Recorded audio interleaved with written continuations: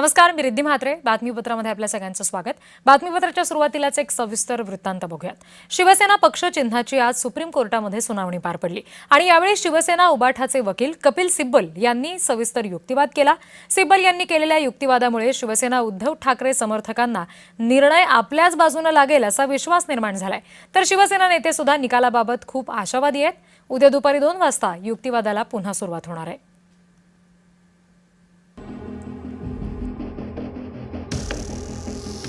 शिवसेनेच्या पक्ष आणि चिन्हाच्या तारखेवर तारखा मिळत असताना आज अखेर सुनावणीला मुहूर्त मिळाला. सुप्रीम कोर्टाचे सरन्यायाधीश सूर्यकांत यांच्या खंडपीठासमोर दीर्घ सुनावणी झाली. या सुनावणीमध्ये शिवसेना उबाठाचे वकील कपिल सिब्बल यांनी कोर्टात जोरदार युक्तिवाद केला.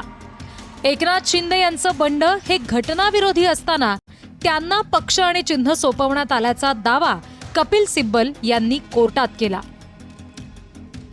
आमदारांचा गट बहुमताच्या जोरावर नेत्याला हकलू शकत नाही असं सिब्बल म्हणाले. यावर न्यायालयाकडून विधिमंडळ पक्षावर मूळ राजकीय पक्षाचा अंमल असल्याचं सांगितलं गेलं. विधिमंडळ पक्ष फुटतो आणि दुसऱ्याशी युती करतो असं सिब्बल म्हणाले. पक्ष कुणाचा हे ठरवण्यासाठी फॉर्म्युला हवा असं यावर न्यायालयानं सांगितलं. सादिक अली खटल्यात त्यावर निर्णय आला होता असं सिब्बल यांनी नमूद केलं. हो, पण विशिष्ट निकष असले पाहिजेत असं यावर न्यायालयानं म्हटलं. राजकीय पक्षात बहुमताचा नेमका अर्थ कसा लावायचा असा प्रश्नही न्यायालयानं उपस्थित केला. राजकीय पक्षाचा अध्यक्ष सर्वोच्च हाच त्याचा अर्थ. मतभेद होते तर 2019 ते 22 या काळात व्यक्त का केले नाहीत असं सिब्बल यांनी म्हटलं. तर मनातला कथित असंतोष एक दिवस अचानक आठवला का?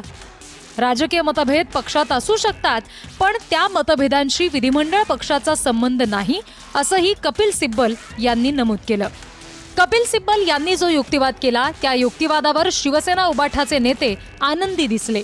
शिवसेना पक्ष आणि चिन्ह उद्धव ठाकरेंनाच मिळेल असा विश्वास संजय राऊत यांनी व्यक्त केला. घटनेतल्या 10व्या शेड्यूलनुसार कोणतंही आणि परिच्छेद 2 हे संविधानामध्ये आपलं आहे,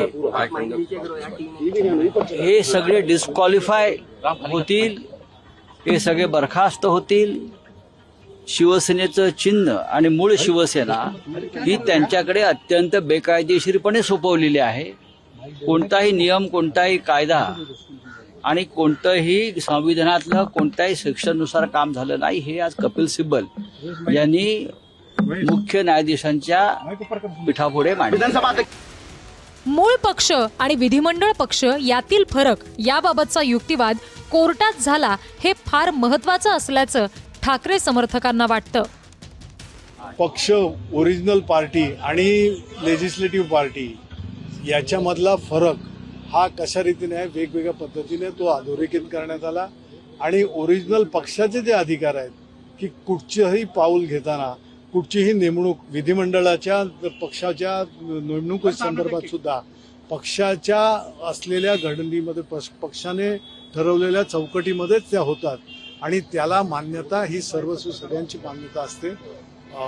त्यामुळे ह्या सगळ्या गोष्टी कशा रीतीने उल्लंघन करून बाकीच्या गोष्टी करून सादर करण्यात आल्या आणि सगळ्या टिप्पणी त्यांनी दिले.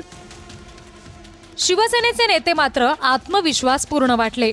कोर्टात कोणीही काहीही युक्तिवाद केला तरी अंतिम विजय आपलाच असेल असा विश्वास शिवसेना नेत्यांना वाटतोय. दावा कोणी करेल, कारण निर्णय घेण्याचा हा अधिकार हा संपूर्ण माननीय सर्वोच्च न्यायालयाचा खंडपीठाचा आहे. त्यामुळे कोणी दावा करू शकत नाहीये. त्यामुळे तो माननीय सर्वोच्च न्यायालयाचा आता अपमान होईल आणि त्यामुळे हा आता युक्तिवाद चालू आहे आणि आम्हाला संपूर्ण विश्वास आहे की आम्ही जे काही गोष्टी केलेल्या आहेत, जे काही प्रक्रिया केलेल्या आहेत आणि जी काही प्रोसिजर केलेली आहे ती घटनेला अनुसरून केलेली आहे आणि कायद्याला अनुसरून केलेली आहे. त्यामुळे आम्हाला संपूर्णतः विश्वास आहे. विश्वास असणं हा महत्त्वाचा आहे. दावा हा कोणीच करू शकत नाही.